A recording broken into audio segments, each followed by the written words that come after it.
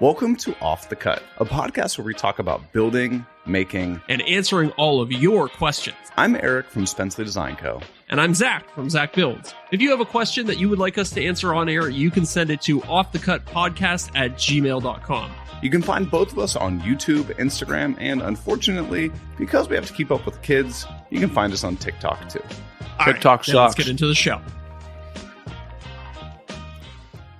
Good evening, everyone, and welcome to Off the Cut episode 64, where we're going to have an impromptu thing pop up in the intro about TikTok.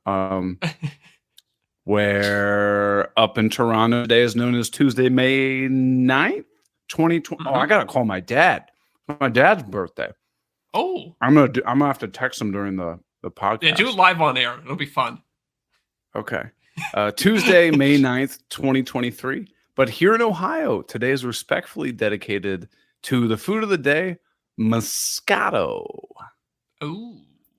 Yeah, I know the name. I've heard Moscato before. I don't think I've ever actually drank any, though. It's, if I'm gonna look it memory serves me right, Moscato is, I think it's in the same family as like champagne. It's kind of like a... Yeah. It's a type of grape. Sweet wine. Yeah. So it's like a sweet wine. Huh. Yeah, you can have it sparkling, semi-sparkling. You can have it still. They got pink, they got red, they got a whole bunch of different types of it. Never had it before, not a wine guy. I feel like I've probably purchased it. I like this. The questions that come up on Google.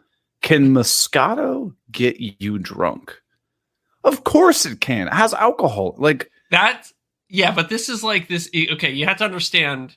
This is like teenagers. They're like rummaging through their parents' liquor cabinet. They're like, oh, this Moscato bottle at the back here is really dusty. They probably won't notice if I slam this down with my friends.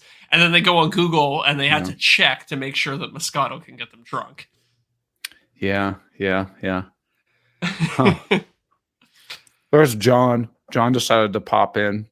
Don't worry, John. We're eating fruit right now. Yeah. Hard-hitting topic. Can you get drunk on Moscato? Apparently, we're covering the topics that people want to hear. This is one of the most asked questions on Google. According to Eric. The next question is: does Moscato give you a hangover? So I think you're 100% correct. The people who are typing these questions into Google, dumb teenagers, just dumb teenagers. They're like, man, I heard the Moscato gets you drunk with no hangover. Yeah, that's like the day before. It's like, bro, last night I got trashed on Moscato and I didn't even have a hangover the next day. See, here's the thing. When you get to be my age, I can wake up hungover. Yeah. Without having a drink. Oh, if I smell alcohol the next day, I'm like, oh, I feel like hell. I know. I literally will wake up and I'll be like, oh my God, I'm so hungover. And then I like rack my brain. I'm like, I didn't have anything to drink. Did I drink yesterday? It's like, oh yeah, I had like a sip of wine at dinner. Now I just feel like hell. or like you literally had nothing and you feel like you're gonna die. Well, I mean, that's just getting old in general, right? I feel like I'm gonna die every single day, and every day it gets closer and closer to being true. Yeah. So Moscato sucks. Or actually I can't say Moscato sucks. I don't drink Moscato, but one thing that we were talking about before we went live with some of our live stream viewers is gin. Yes. Now, gin does get you drunk, and gin also can give you a hangover. Can confirm on both counts. That's for the teenagers that are they're potentially furiously Googling this while they're listening. But so you had made the claim that you don't like gin, you don't like tonic, but you do like a gin and tonic. Correct. So I told you need to start sampling some different kinds of gins. And we were getting some suggestions in the live chat. So share your thoughts about some of these suggestions. Well, I'm more familiar with the traditional gin, I guess, which is juniper berry based, right? But Yeah. then one of our patrons, Dadu, was telling us about Ngave, which is a yellow gin, which is maybe not based on juniper berries. I don't know. I'd have to actually look it up, and I don't know. Dadu, maybe you can chime in a live stream and let us know if Ngave is based on junipers. But yeah, I guess you can make gin with any type of berry, any type of fruit. Can you make like banana gin? I What's don't a know. slow I had gin? a strawberry gin. Okay, okay. That's a berry. So what about branching out into other types? Can you make like a tomato gin? So, okay, gin is made from a fermentable grain, starch, or fruit, juniper berries, and other botanicals. To be classified as gin, the Oh, here we spirit go. must contain juniper and be at Oh. least 40% alcohol by volume. Okay, so when somebody says, "Oh, hey, I had a strawberry gin," it's juniper berry mixed with strawberry, I guess then? That's what I'm assuming. Okay, okay. Strawberry gin. See, because it's the juniper taste that I don't like. It's that super. It almost tastes like an artificial flavor because juniper is so Uh-huh. strong. Mhm. That's my beef I with like the gin. juniper though. Yeah. Also, Okay. I would say gin was one of the, you know, when you're a growing lad and you have your first like bad experience with alcohol, you're like, I Oh, yeah. drank way too much last night. One of my very first bad experiences with alcohol, first of many, was with gin. Went to a concert with a Mm. couple buddies of mine. We somehow got ourselves a 2.6 of gin, and my friend said, I heard that mixing vodka and Gatorade is a good combination. So we figured, because, you know, we were like 17, 18, something like Yeah. that. We were like, well, one clear alcohol can clearly be substituted for another clear alcohol. So we mixed Yeah. gin and Gatorade. And Okay. didn't work out. Didn't work out. I remember that being one of like the first quote unquote mixed drinks I ever tried. And everybody said like, hey, this liquor and Gatorade is like pretty good. You don't really taste the liquor because at that stage you're not trying to taste it, right? You're like, Yes. I'm just powering through this. Correct. I need something to mask the taste of the alcohol. Yeah. I don't think I ever had an experience where I drank liquor mixed with Gatorade and thought to myself, that's Yeah. not half bad. Yeah. You know what I think Every the trick time I was like, is? this tastes like gasoline. You know, I think the trick is that you don't use Gatorade like in a bottle. You get that Gatorade powder, and then you mix in a little bit of like, just like you cut it a little bit with water, a little bit with alcohol, but mostly powder. So you're really getting that Gatorade flavor. You get the electrolytes in you. Makes plants grow Mhm. strong. So, John from Lincoln Street chimed in, and this is a good question because Oh, this is a great question. I know that there's probably going to be a good story here. So he wants to Yeah. know: did either of you drink Bacardi 151 growing up? What a disaster that was, Yeah. John. That We've never shared this story with you, and you know it was a disaster. Yeah, I think everybody has a disaster story of Bacardi 151. Oh yeah, Care to share? Yeah, okay, so my friend it was his birthday party. He rented a hotel room, or maybe a couple of hotel rooms. He rented a couple of hotel rooms because that's what you do when you're like 19 and you first have like just a little bit of money. Like we had like part-time jobs. He was like, I'm gonna celebrate, I'm gonna rent some hotel rooms for us to party in. Hotel rooms on separate floors. And so we were going between the separate floors for like different rooms of the party, which is really weird. And at some Yeah. point, he brought out a bottle of 151. And I just remember people throwing up in elevators, people throwing up in the staircases, people throwing up in the rooms clearly. I think that was a very expensive night for him because I'm pretty sure he didn't get his security deposit back on a couple of those rooms. Oh God! Like, why did they make it though? Why do they make it? That's a great question. I mean, to punish teenagers. I think like the people over at Bacardi are like they sit in their boardroom and they laugh about how they're going to kill so many teenagers this year. Okay, I had to Google this. Okay. Did you? And you probably don't know this, and John, I'm sure you don't know this either because none of us have drank 151 in decades.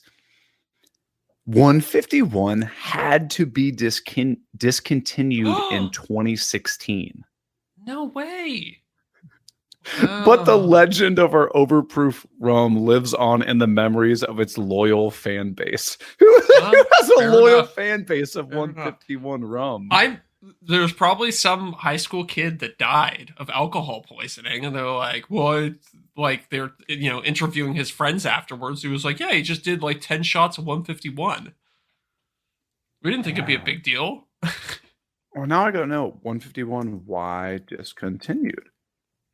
Yeah, let's see if there was there a lawsuit involved? So it was commonly used as the source for flaming shots in at-home pyrotechnic stunts. Yeah, I remember that. There was like the blue flame thing. You couldn't see the flame when it was on fire, right?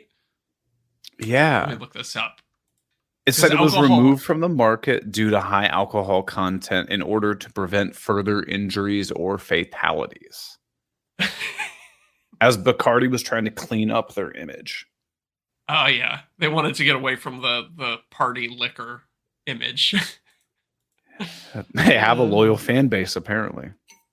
Well, I think everybody has an arc that they run with 151. It's like, it's cool in your group of friends for like 3 months. And then everybody's like, this is painful. Why are we doing this? I feel like it's something that it's always like that guy, like Todd shows up to the party and you're like, nobody really wants Todd here. But like Todd got this bottle of 151 and you're like, oh, great. Now this is going to be a nightmare. And you're like, come on, Todd, you ruined the whole night. Todd always showing up and getting shit-faced on. Oh, there's the explicit, getting shit-faced on 151. Early. I want to see if... Okay. You can still get bottles of it. They run about, let's see. They're not that expensive. It's like $40. Yeah, about $40, but that's only for 200 milliliters. That's teeny tiny. That's a little Mickey. That's all you need. Yeah, that's true. I mean, that is equivalent to 2.6 and anything else, probably. So, man, you know what? I might have to get a bottle of 151 because it's going to be a collector's item. They have a loyal fan base, and it's discontinued. I mean, at this point, you might as well just start buying old, discontinued alcohol and trying to resell it. That's true. I mean, that is the definition of a wine collector. Yeah. Have you ever seen the documentary Sour Grapes? Jog my memory. It's about a con artist who starts manufacturing his own fake vintage wine. So he was apparently super knowledgeable about wine. So he was actually taking like semi-rare bottles of wine, mixing them together in weird ways to try and concoct like new flavors, and then faking labels and like faking the presentation of these like super vintage wines. And he was fooling everybody. The guy was making an absolute killing doing it. Okay. Really interesting little documentary. I think it's on Netflix. And the reason that that's illegal is because you're like impersonating a brand, right?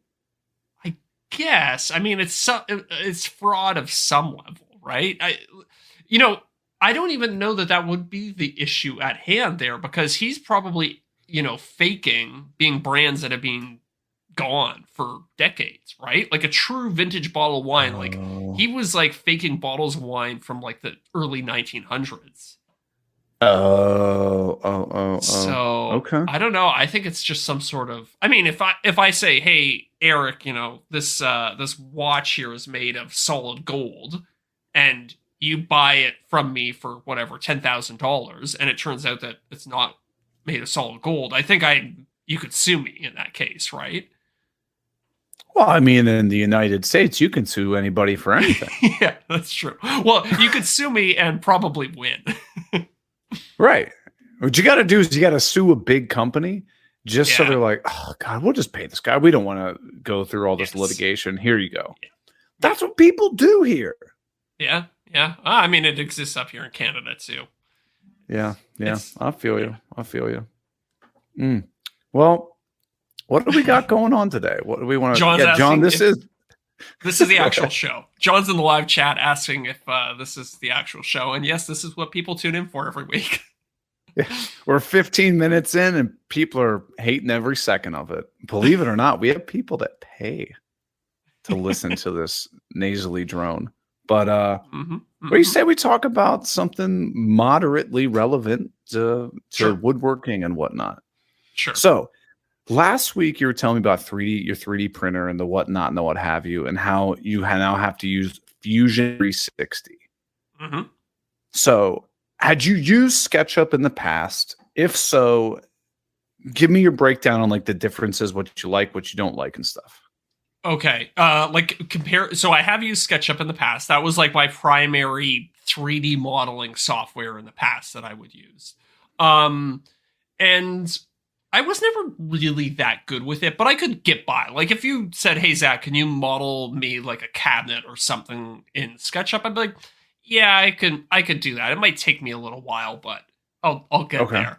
And so I never really invested that much time into learning it. So once I got the 3D printer, I don't know. Actually, you know what? SketchUp, you could probably export your sketches or whatever you want to call them, your 3D models, and still print them through a 3D printer. But the integration's a lot nicer in Fusion 360. And in general, what I've found is that Fusion 360 is much more powerful and it's also much more streamlined. So here's a really simple example. I was playing around with it yesterday, and I made just a cylinder, just like a 1-inch diameter cylinder out of a square box. In Fusion 360, there's an option to select that cylinder and then put threads on it, and it's just like a one-click thing. And it's got every single standard for like thread pitch and thread width. So you can be like, okay, I want Japanese thread, like Japanese 0.1 millimeter threads on the cylinder. And it'll just wrap the whole thing. And then there'll be like a little variable that you can change. It's like, okay, I only want to thread half of this cylinder and the rest of it I just want to be bare. So it's got all these little hacks built into it. Another Can you example, imagine doing that in SketchUp? Oh, no, it'd be an absolute nightmare in SketchUp, right? And so here's another example of how convenient Fusion is. I was working on this piece, and I was like, you can basically like draw a little hole, and then you could say, okay, delete this hole. That's pretty basic. You could do that in SketchUp too. But in Fusion 360, they also have a hole function where you can say, okay, I want a hole right here. And then you can do pretty much the same thing. Like you can say, okay, I want this to be a hole that's countersunk for like a panhead screw, or I want this hole to be countersunk for a tapered screw. Or so there's like all these little machine elements that you can kind of build right into it. And that exists not only for machine stuff, but I'm trying to think of like other stuff, like woodworking stuff and all these other there's just all these little shortcuts that are built into it. It's like a product designer made a 3D modeling software. Right. With all these little shortcuts built into it. So I've used this will date me. It was the older version. I believe it was called Autodesk Inventor. Oh, I thought you were going to say Fusion 359. Ayo. Oh God, that was not a good one, Zach. That was not a good one. Let me see. Is there a drum roll sound effect? No, there's no drum roll sound effect. I don't think. No. Well, anyway, I remember that like in Inventor, which was I'm pretty sure the old version of Fusion, you could like round over an edge, and then if you're like, oh, I actually want this piece to be longer, you just make it longer. Yep. You cannot do that in SketchUp. If you round it over the edge, you're screwed. You have to redo the entire piece. And here's another great thing about Fusion 360. So say you start by making a box. And you're like, I want this box to be 12 inches long, 10 inches high, and 3 inches deep, whatever the measurements are. Doesn't really matter. Sure. And then you go and do a couple other things. You're like, okay, I want to round over this corner. I want to I want to put a hole in it right here. I want to put like a threaded cylinder on it right here. And then say you get to you hit a point and you're like, oh, actually, you know what? I want this box to be an inch shorter. Mm, Instead of going and chopping an inch off the box or adjusting it, you can actually wind back the clock. There's a little timeline of every change you made. So you can go okay. back to that very first step where you defined the size of the box, and you can change the initial variables that you applied to that box. So you can make it shorter. And the thing is, it will then cascade that change through all the other ones and tell you if there's any conflicts or anything like that. So you can have this really complex 3D model where you screwed up some measurement at the beginning, and you can just go right back to the start of it, change that one little variable that you messed up, and it'll adjust everything else to match. So correct me if I'm wrong, but I believe people refer to that as like parametric model or something Exactly. like that. Is that right? Yes. Yeah. Yeah. And a lot of the Okay. time when you're designing in Fusion 360, you makes measurements in reference to other measurements. So you say, like, I want this Mm, line to be 10 millimeters away from this other line. And then, so if you adjust one of the lines, then it adjusts the other one too.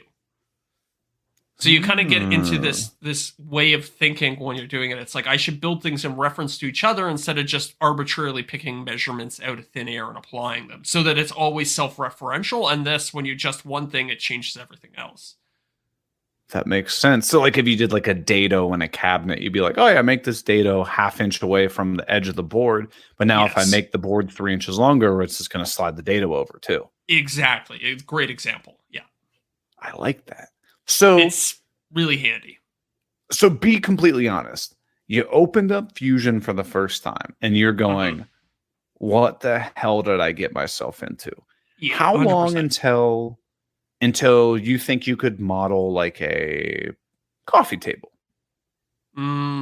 Honestly, not that long. So I'm gonna give everybody listening a tip right now. There's a guy on YouTube. I can't remember the name of his channel, but he has a series of videos called "Learn Fusion 360 in 30 Days." And Oh, I watched his first two videos, and I was like right into it. After watching, he has like the first two videos are like 15 minutes long and 10 minutes long. After watching those two videos, I was like, okay, I can do a coffee table. right, right.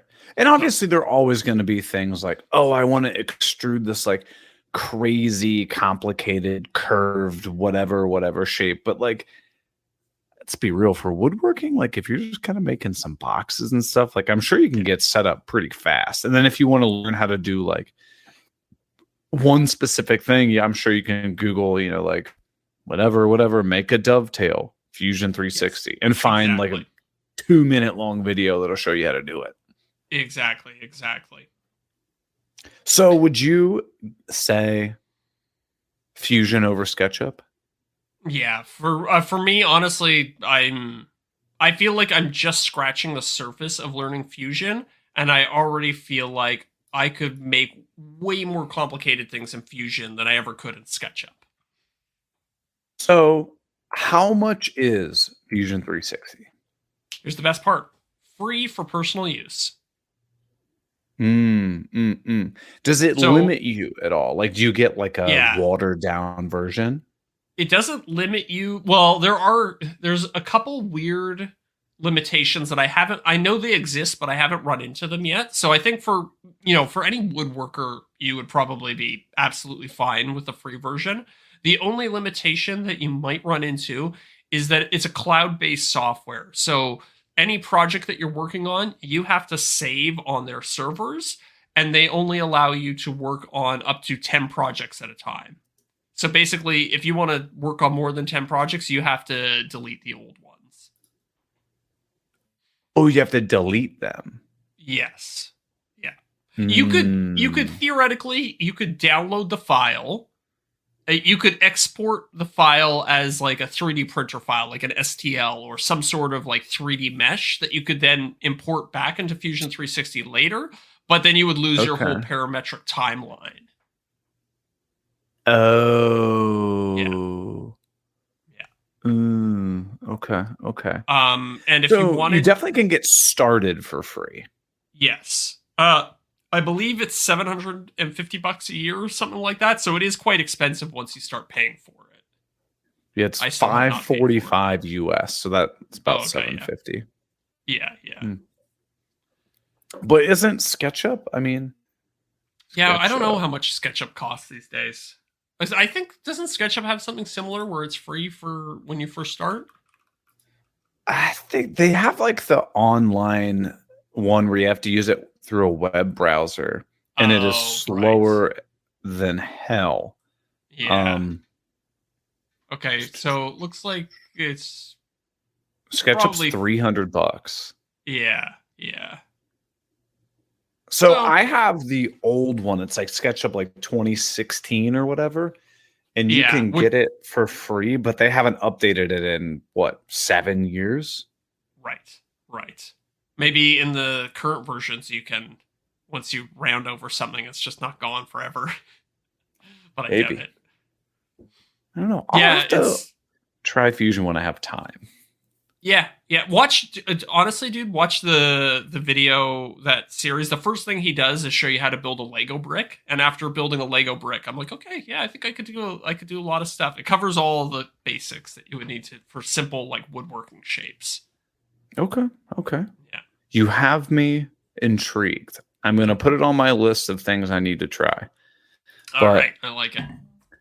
I got to get this off my brain. Okay. Do you ever find yourself, how do I phrase this? Getting obsessed with things that don't matter, like, or just stupid. Yeah, that's what my entire life is about, dude. I water cooled my computer. Have you met me? Like, No. So like, I'm talking about getting like stressed out about just stupid stuff that doesn't matter. oh, I don't know. Give me an example. Okay. You got something going on in your own life? So, and this is a story for another day. We got Miranda's new car. She's all Sweet. set. She got her car. Nice. So it was a used car, so the headlights were a little foggy, and I was like, okay, like I know how to do that. I can do it, right? Yeah, you get the little restoration kit and you polish the headlights, right? Yeah, exactly. So I'm going at it. It's a little bit later at night, and I'm like, okay, I did like the wet sanding, a couple different stages, polished it out. I was like, yeah, it looks great. Well, I wake up this morning, and I'm like, they definitely look a hell of a lot better. Mm-hmm. Like, I would say when I got them, let's give them like a 15 out of 100 for clarity. Okay. So I would say I got them to, real bad. I would say I got them to a healthy 90 last night. Mm-hmm.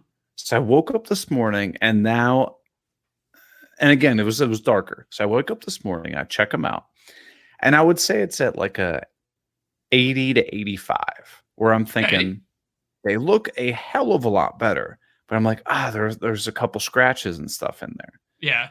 I could make it a little bit clearer if I tried. Oh, yes. So I see. Okay, yeah. I spent the entire effing day going through all of this different polishing and like all this kind of stuff, and I'm literally still at the same level. And so I'm like Googling all this stuff, and like I understand what I'm supposed to do, but it's like the materials that I had on hand didn't do it for me. So I ended up buying all this shit on Amazon just to try to get these headlights clear. Yeah. I got one thing.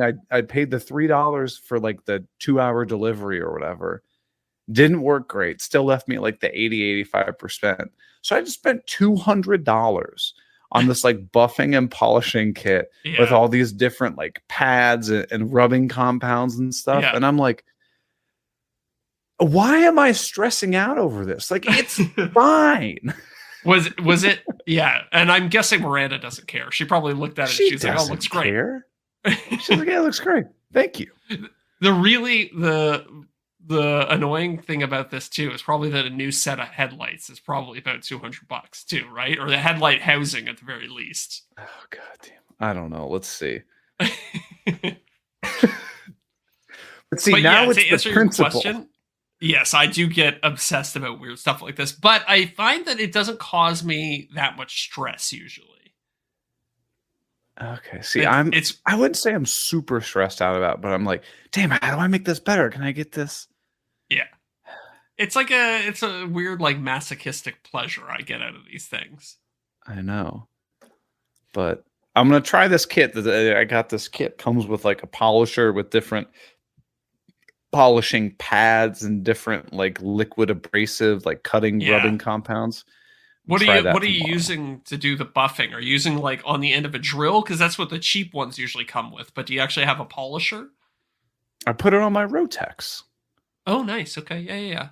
I wonder if that's fast enough though, because if you've ever used like a real polisher, it's speedy. It's high RPM. I don't know, but see, my problem is like it's slightly cloudy, and like if you look at it, you're like, I mean, there's scratches all over the place. So I think Right. I just need different liquid grits of rubbing compound is the problem. Yeah. Well, if you have like scratches that you can still see now I'm getting obsessed. If you have scratches that you can still see, I think maybe you need to actually go back to like a rougher grit. You know what I Yeah. mean? Because like I remember Yeah. that from when I was polishing my epoxy thing. I was like, oh, I can still see these scratches. I was like, oh, I think these are big scratches. So I think I need to go back to rougher grit and then polish more at the rougher grit to really cut away at the scratches and then Maybe. work my way back up to higher grit. See, I don't know. I wish I could like look at them and be like, oh, that's 1,000 grit scratch, or oh, that's a 2,500 Yeah. grit scratch. You just don't know. That comes from experience. You'd have to do like 20 sets of headlights and then you might have a good idea for it. But it's driving me fucking nuts, and I've gotta win the battle. I mean, that's what it's coming to. I gotta win the battle. While we're on the subject of partners' car headlights, Sophie's car has so it's got these like LED headlights, and then Mhm. it's got like a decorative ring around the LED headlights. Mhm. So there's like the main part that's bright, and then there's like a secondary light that goes around the main headlight that's just kind of like a decorative thing. And there's Okay. 4 of them. Yeah. 3 of them are cool white. Like they're like, like that kind of the kind of white that you see in like modern cars. Yeah, like One a of them 5,000 Kelvin. exactly, maybe even 6,000 Kelvin. But one of them is like 3,000 Kelvin. And I'm like, what the hell's going on with this one little ring?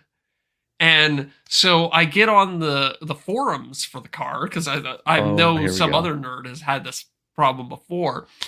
And so here's the kicker. So apparently, if those little ring lights get too hot, they can burn themselves. They can burn the plastic ring ever so slightly. It's actually a really complicated system how these things, there's like a fiber optic tube that the light shines through.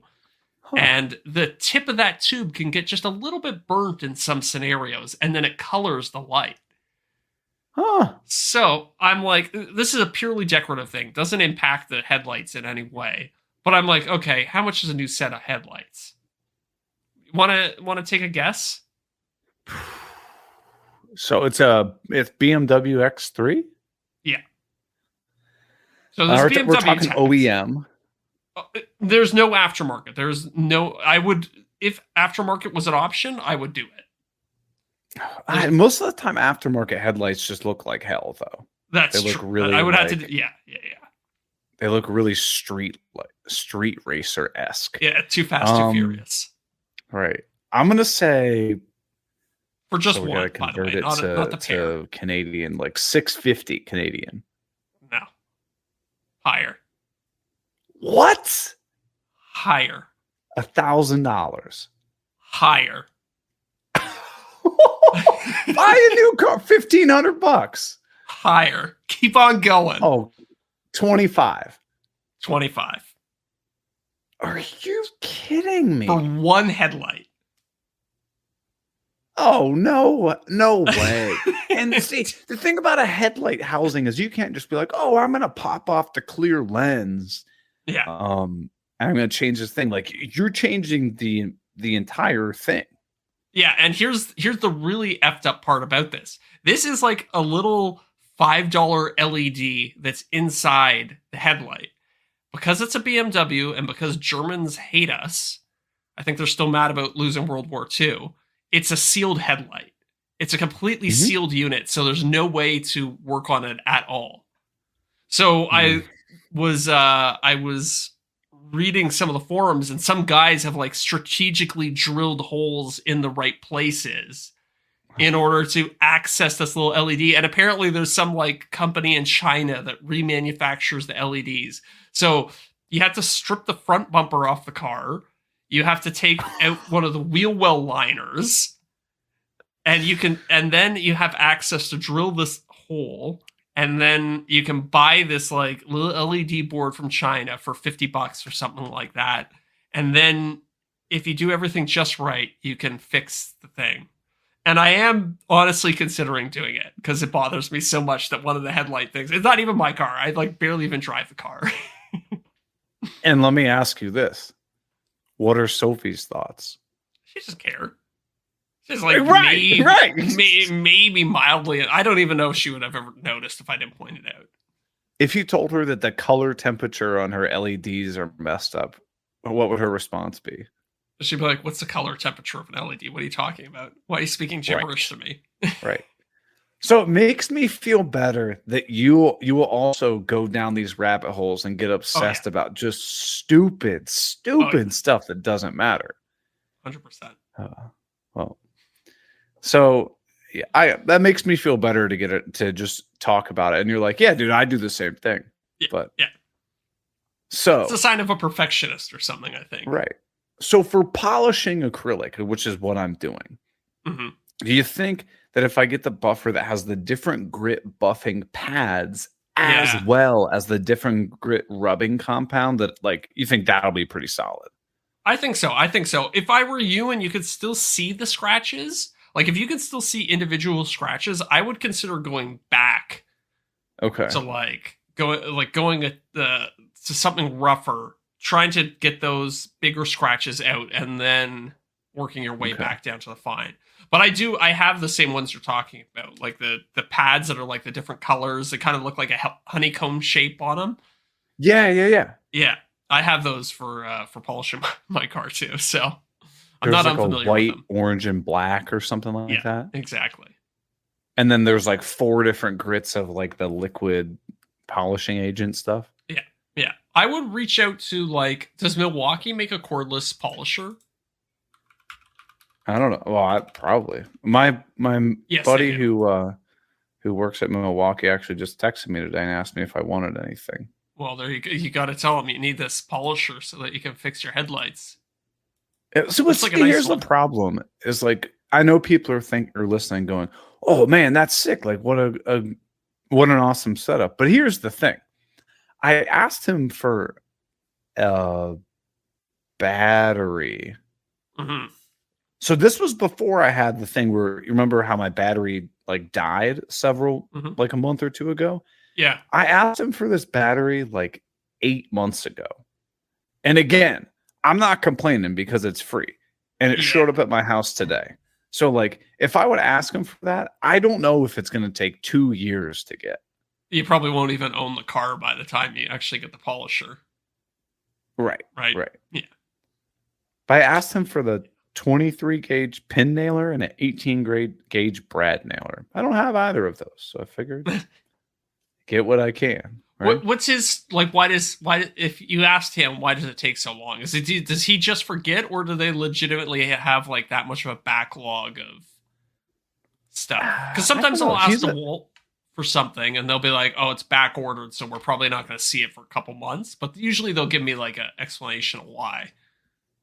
Well, he's a sales rep for Milwaukee, so he usually just expenses this stuff out and just gives it to me. So I think he kind of has to wait until like, you can kind of slide it in and not make it look sketchy.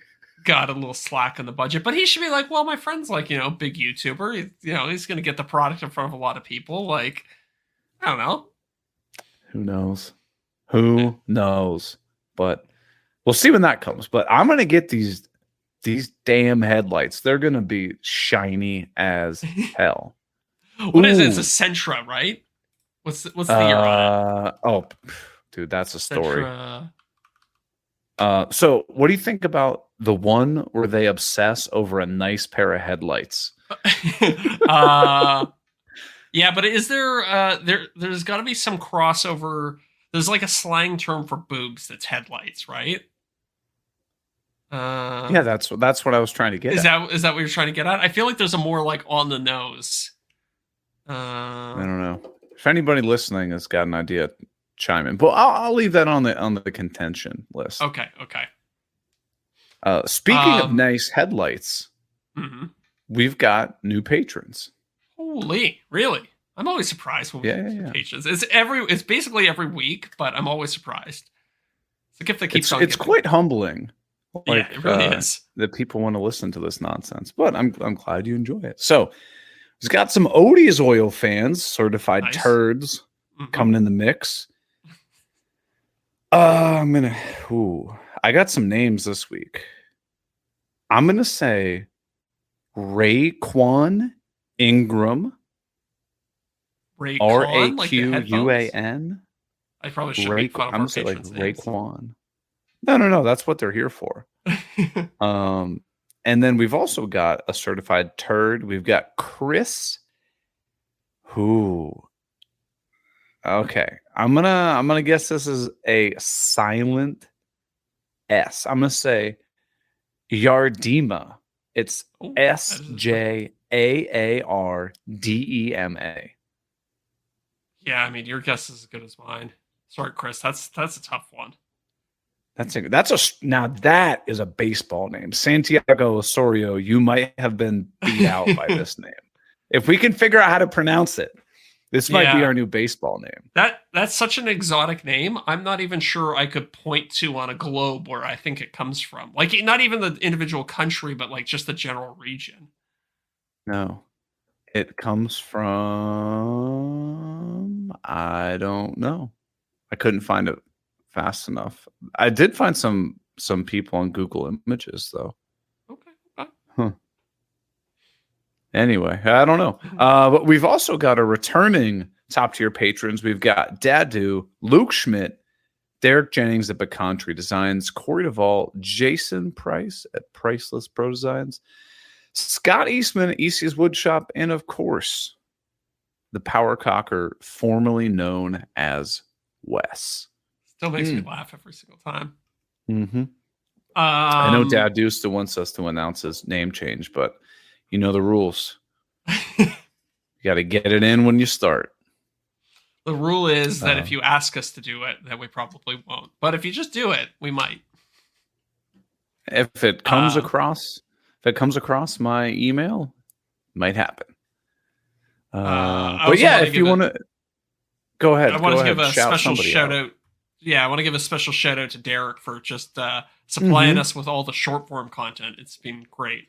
Been really trying to help promote the podcast, get some short form content out there. And Derek's the man, been cutting that stuff up. So seriously, Derek, we genuinely really appreciate it.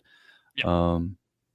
But if you were like, why the hell are these people getting their names announced on the podcast? Well, that's because they're supporting us over on patreon.com/offthecut podcast, where you get access to all kinds of stuff, get your name on the podcast. You get access to the after show, which for the past 2, almost 3 months has been longer than the main show. Yeah, I know. And not only are they actively supporting us, they're actively not supporting the Green Suiters. Yeah, we like to hear that. We're 45 minutes in, and we didn't slam the Green Suiters podcast. I know we were overdue, so I had to do it. Oh, well overdue. Yeah. Just remember, this is going to be like our presidential campaign. When you support Off the Cut, you're not supporting the Green Suiters podcast. Yes, the longest standing rivalry in woodworking podcasts. I'm curious to see where this goes. We shouldn't do an April Fool's joke against the Green Suiters podcast. Oh yeah, now we're cooking with fire. I like that. I tell you what. Maybe we could pull a Festool April Fool's prank because everyone would think that they're actually doing it Yeah. because of Sedge, Jason, and Brian. Yes. Yes. Okay. Yep. Oh, that'd We be probably good. shouldn't have said that on the show because now they Oh, they'll might see it forget it. coming. But that's true. It's It's, an it's gonna be entire a while another before year. the next one. Yeah, True. it's an entire another year. But I don't know. What have you been up to, Zach? What's going on in your life? Oh, I'm just trying to finish this house that I'm working on for clients. So that's taking up a lot of my life right now. It's they move What's in. the status update? The client, well, so we're down to the wire. The client's going to move in 2 weeks, end of not next Ooh. week, but the week after. So we're doing like final details. I was doing some hardwood flooring today. We had the electrician in doing final touches. We had the glass guys in installing some glass railings, like your shower walls, stuff like that. Countertops went in today. All these Okay. little things. I actually really like this part of the job, but if I can air a grievance, Please. being a general contractor on a job site is really annoying because today I had one thing that I wanted to do. I wanted to just frame out the opening to a set of stairs with some hardwood floor.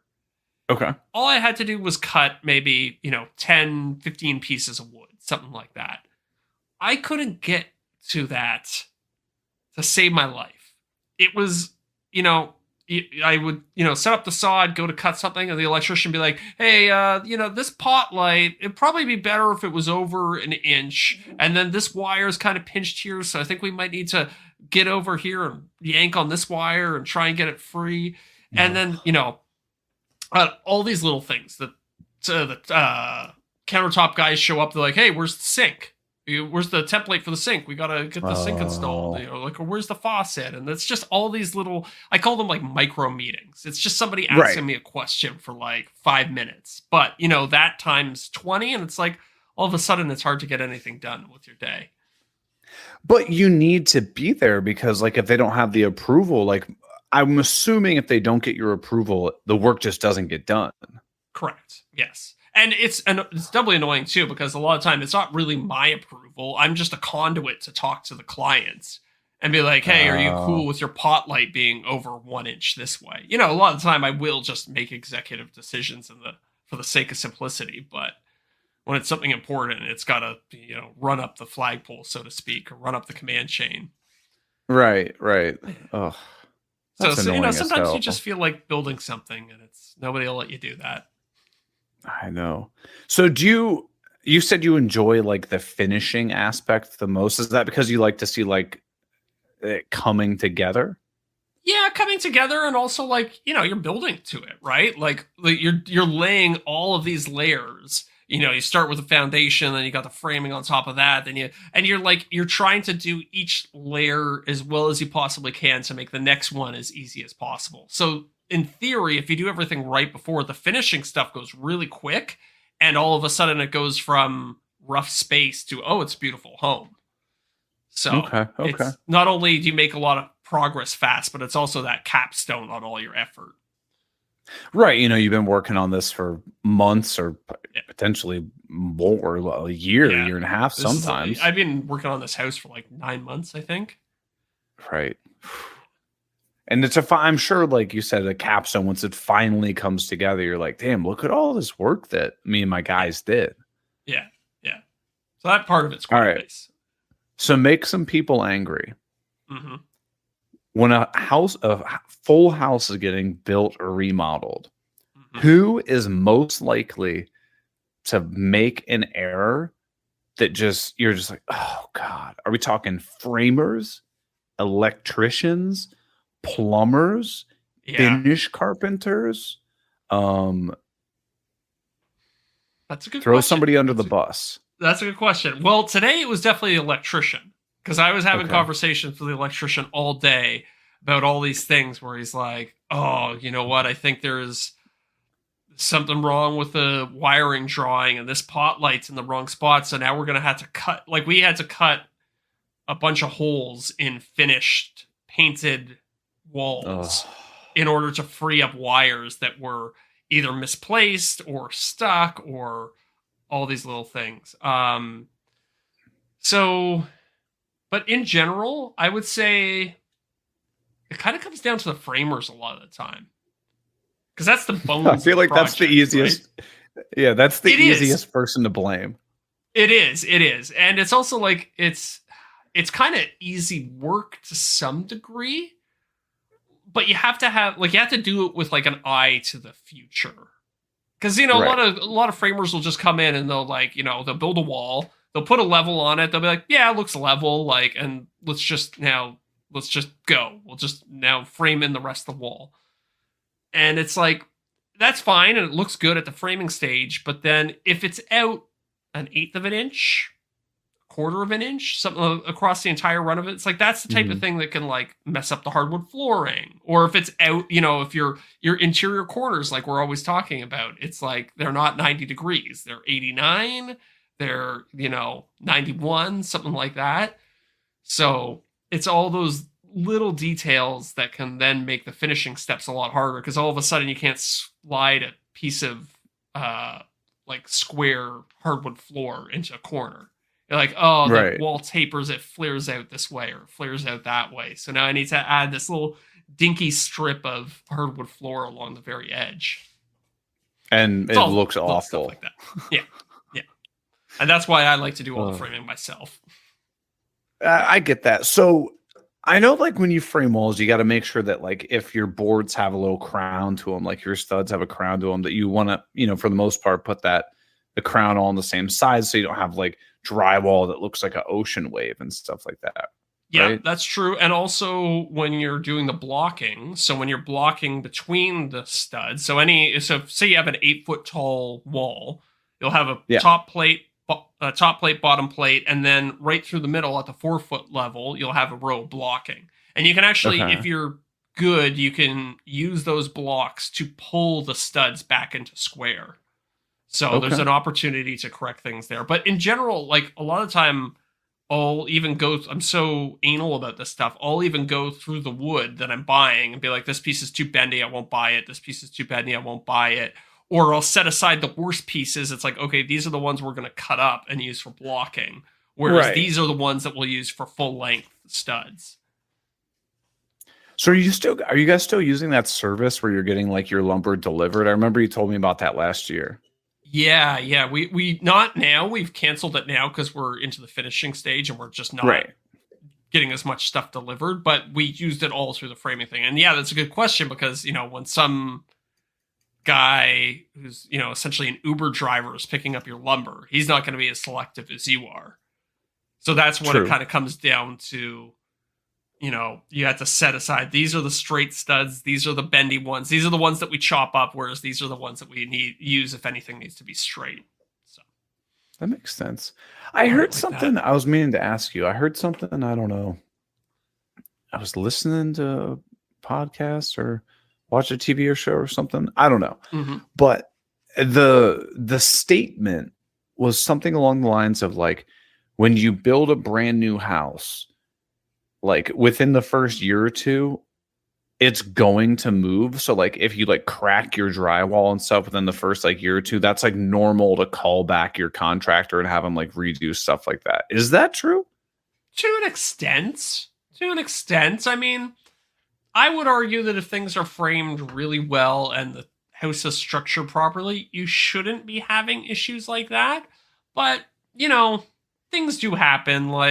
For instance, we built a house a little while ago, and there was a big seam of drywall along the ceiling, and it cracked. And it was just where two sheets met. And I think what happened was when we were doing the taping, somebody got a little overzealous with the Planex, and they burned through the tape that kind of holds the seam together.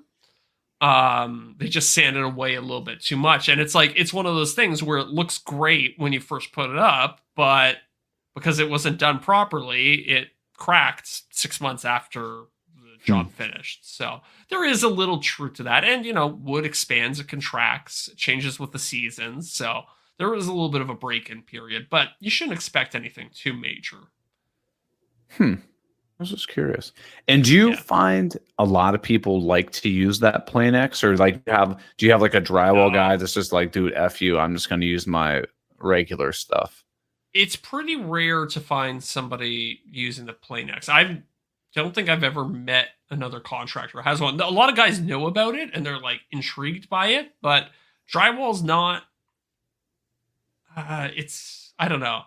It's one of those trades where there's. I mean, I'm sure there are guys making good money doing it, but it's not like considered like a high end trade. So a lot of people are unwilling to invest the $3,000 or whatever that it takes to get a Planex up and running. I was just curious because I've never seen anyone use one. Yeah.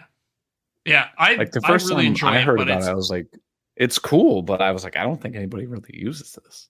Yeah, it's definitely a niche product. It's one of those things that's like a hard sell. Until you use it, you don't really realize how valuable it is. Because it legitimately makes a guy like 10 times faster when it comes to sanding drywall. And less messy, too. Yeah, it's definitely worth it. But you're sanding drywall. It's just a cloud of stuff in that room. Yeah. And keep this in mind, too. Like, the average drywall tool, like a sanding sponge is like $5. You get like, you could get all the tools you need for drywalling and spend less than $300. Okay. If you're like a small business operator. So it's very low barrier to entry. And then somebody comes along with this $3,000 tool and you're like, that's cost 10 times more than my entire collection of other tools. It's a little bit of a tough sell. How long do the sanding discs on the Planex last? You know what? It's a decently long time because it's not. Okay. You're sanding drywall. It's super soft, right? So it's not burning through it. I'll use like maybe 2 or 3 discs to do like a 1,500 square foot home. Oh, wow. Yeah. It'll last a while. You can use like the same one all day. I actually like once they get a little bit worn down because they're not quite as aggressive. Yeah. What do you typically sand with, like 180, 220? 220. Well, it depends which coat of drywall compound you're sanding. Usually the first one I start with 160, 180, and then for the finished one I'll do 220. Okay. I feel like I'm definitely going to be a sucker and I'm going to buy one of those when we get a house. Buy it or will you just get it? I don't know if they'll just hand you that one. Yeah. Well, I mean, you already have the dust extractor, right? But I don't have the drywall one that like smacks the filter auto clean and stuff. I don't know that you really need the auto clean feature. I don't know how much that actually does. I mean, hell, I don't know. If you spend a little bit more money and get the bags that are like the filter, there's 2 ways you can do it. You can have just like an open plastic bag. Yeah. That all the dust goes into, and then you basically like take the bag out, dump it into a garbage can, and then put that same bag back in the dust extractor. Or there's sealed ones that are made out of like a fabric. Yeah. If you use the sealed ones with the fabric and then just toss them out, I don't think you need the auto clean. Because I've done whole houses and the filters being like perfectly clean at the end of it. Because the fabric bags filter really well. Okay. Yeah. Maybe at the end of every day, blow it out with compressed air or something, blow out the filter with compressed air or something like that, but you'd be all right. I honestly just want to take one of these for a spin. Yeah. I'd just be interested to try it. It's a skill. It takes, it'll probably take you about an hour to really get a good feel for it, but it's fun. But I know if I got one now, I'd like be like, oh, well, there's this little spot up here in the office. Maybe I could, just give that a whirl. And then like 2 hours later, I'd have the entire apartment sanded and I'd be like, Miranda, go get paint. We're repainting the apartment. The funnest thing with it too is, actually going over like sanding painted walls. Like, say you wanted to like repaint your place, but you're like, oh man, the old painter did a bad job. There's just like drips and stuff everywhere. You just go over the whole wall with a Planex. You knock down all the high spots and then put a new coat of paint up. It would look a lot better than just painting right over the old paint. Yeah. Yeah. It drives me nuts, like in apartments where like, somebody had like a photo hung up right there and you can see like the really, really crappy drywall job where it's like a three, Yes. 4-inch square that looks like it's raised up about 1/8 of an inch off the wall. Yeah. Well, that's Like- the thing about patching drywall. People talk about like, oh, there's like a little hole in the wall, and you just like put a little plaster over it, you sand it, you're good to go. It's like if you really want it to look good, you have to do like a 24-inch wide by 24-inch wide patch. Like I'm talking for like, say you punched a hole in the wall. Say you got really angry with Miranda and you punched a hole in the wall. So in order in to the wall. proper In the in the wall. wall, in the wall, yes. You caught yourself and you punched the wall instead. In order to properly patch that, you would have to do like a 24-inch wide by 24-inch wide coat of plaster. And then you Yeah. have to repaint that entire wall, that entire surface to really truly make it look seamless. Because you got to like feather it out, right? Exactly. And then like if Hmm. you do like old paint versus new paint, even if it came out of the same can, it's not going to blend perfectly. So again, you have to repaint that entire surface. So Nightmare. next time, Things I don't want to have to think about right now. Yeah. Man, Next time imagine you're if I fighting was with your stressed. Imagine if I was That's it. stressed out about polishing my headlights and sanding down all the awful patches inside this place. I wouldn't get a Right. damn thing done. It'd be too much for one man. Pop into some Moscato for something like that. Mm-hmm. Well, Okay. Do we have enough time? I want to talk to you about your latest video a little bit. Or should that go be for it. Okay. Yeah. So the 45-minute thing I feel like is a blessing and a curse at the same time. Yeah. Because one, you're going to have this super long average view duration because people are watching the whole thing. You get that number up really Mhm. high. But then there's people like me, like I want to watch this video, but I haven't been able to carve out 45 minutes to 45 sit down and watch it. minutes. Yeah. I feel you. So I wonder if just I- the length of it is hurting the click-through rate. So the click-through rate is down. Okay. And I'm still messing around with it, trying to find a good title thumbnail combo. Yeah. But the view duration is obviously through the roof. Yes. Yeah.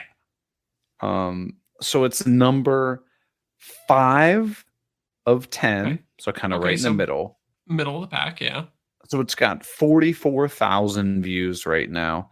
Okay. The next one has 53,000 views, and the next one after that has 137,000, Mhm. 157,000, and 210,000. So it's definitely not just like going to the moon, Right. but neither is my channel right now. Right. So, interesting.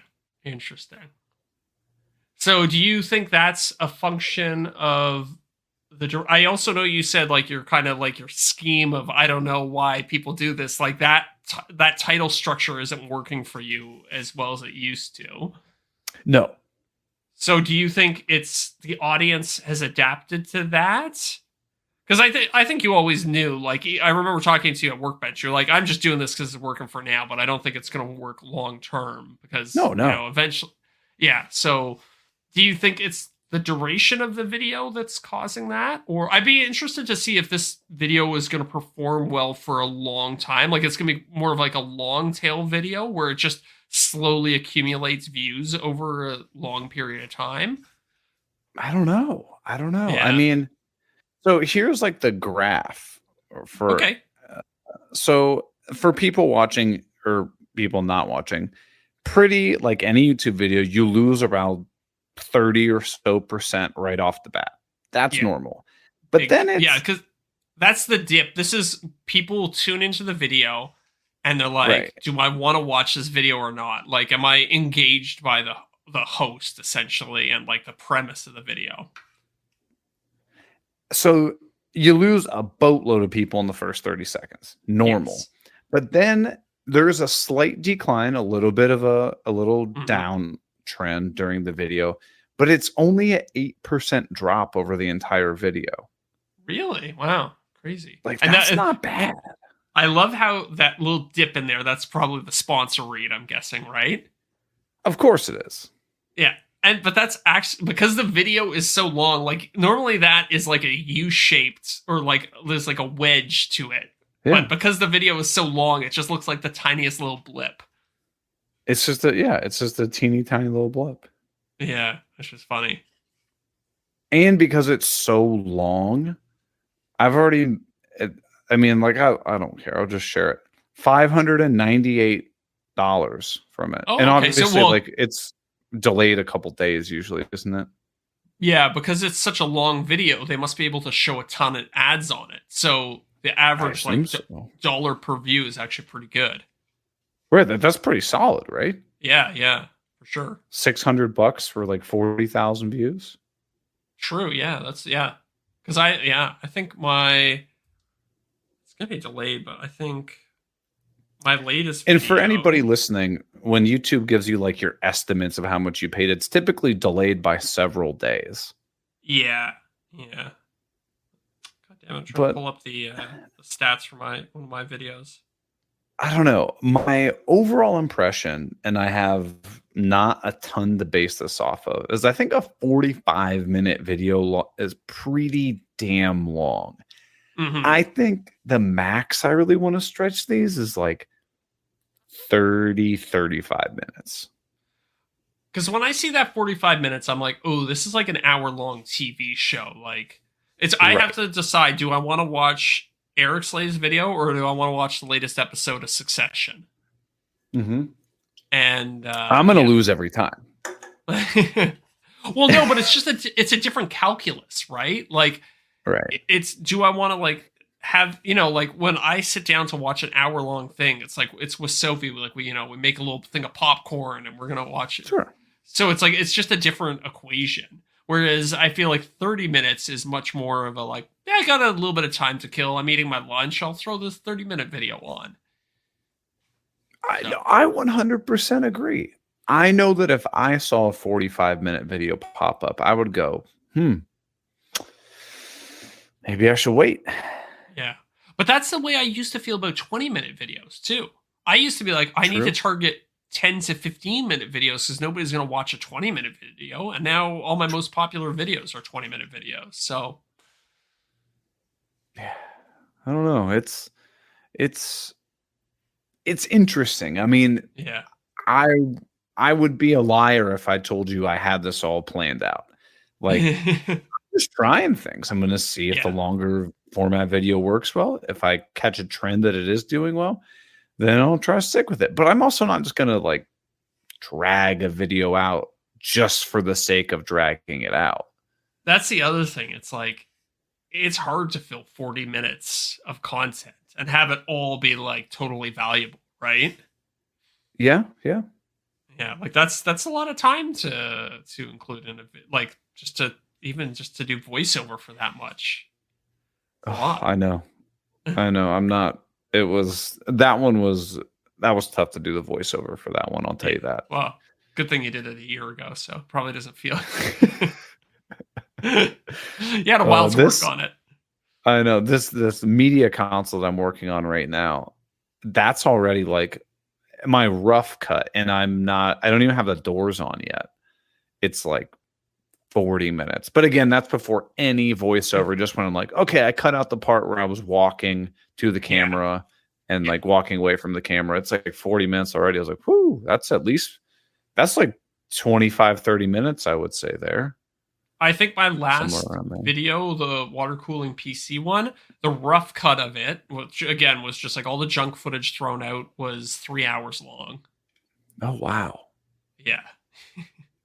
I tend to see. I'm pretty brutal on my rough cuts. Like, I try to like keep those clips only like 3-4 seconds long on my rough cuts. Oh, I see. Okay.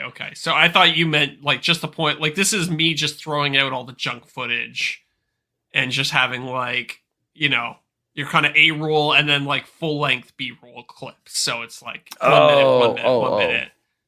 Yeah. No, I've got it like I would say like. You might be able to publish my like rough edit on YouTube and have no music, no voiceover. Like you could follow what was going on and stuff and it would look okay, but that's like what I consider my rough edit. Okay, I see. I think we had different definitions there. Yeah. Yeah. But Yeah. So what do you think next video? Are you gonna if say the media console, you do a cut of it, you're pretty happy, you're like, this is like 40 minutes long. Would you be like, should I chop 10 minutes out of this out for the sake of experimentation? Or would you just let it roll at 40 minutes again? I don't know. Yeah. I mean, let's be real. The video won't come out for 6 months to a year anyway. Yeah, so you got some time to decide. I got some time. I got some shorter ones. I'm trying to do is like do a projecty based one and then more of a topical one and then a project based, like kind of go back and forth. So I think my next topical based one is going to be the working title, Don't Buy Milwaukee Tools. Yeah. I think that one might come up. That one's all or I shot might and do ready like to the go, reasons. right? Oh yeah. It's just waiting for a sponsor. Yeah. Or it might be the like reasons you're not selling anything video. Interesting. I'll have to because that could one. push people to watch the one about my pricing guide and then buy my pricing guide. So yes, good natural little plug there. I like that. Yeah. Still working on the title and thumbnail for that pricing guide video because that one did not do very well view wise, but the pricing guide went bananas, like selling. So you got a strong incentive to pump that video out to more people, right? Yeah. The one title I've been screwing around with that seems like it's helping revive it is like something along the lines of, this is why your woodworking business isn't making money. Okay. I like that. And the thumbnail I've got right now is like a close up picture of my track saw. So like it has like the Photoshop. No. That's the okay. Hold on. This is the dust port cover that Drew Witt from Whitworks made me. It's my logo. Oh, that's cool. That's very cool. So this is why your woodworking business doesn't make money. Change that Spenceley Design Co. logo to a big $sign, big green $sign. I'll send that video. Oh, that's not bad. That's not bad.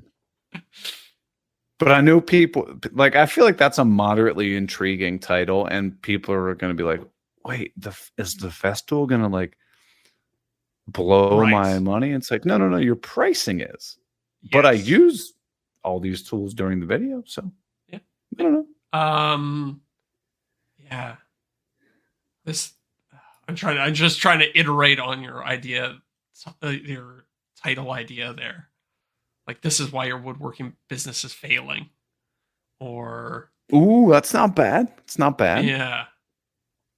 This is why you struggle to make money in woodworking. Or... something... There's definitely something there. Or like, if you do this, you'll go out of business. Yeah. But I'm trying to play on that emotional toll of like somebody's clicking on this, like thinking, I kind of want to start a woodworking business. And they're like, sure. Whoa, I gotta know what this guy's talking about. And it's all about pricing, which is extremely relevant to running a woodworking business. So I don't know. This tripled the amount of money I'm making. Oh, I'm writing that one down because it's going to be a Festool tool and it'll piss people off. Yeah.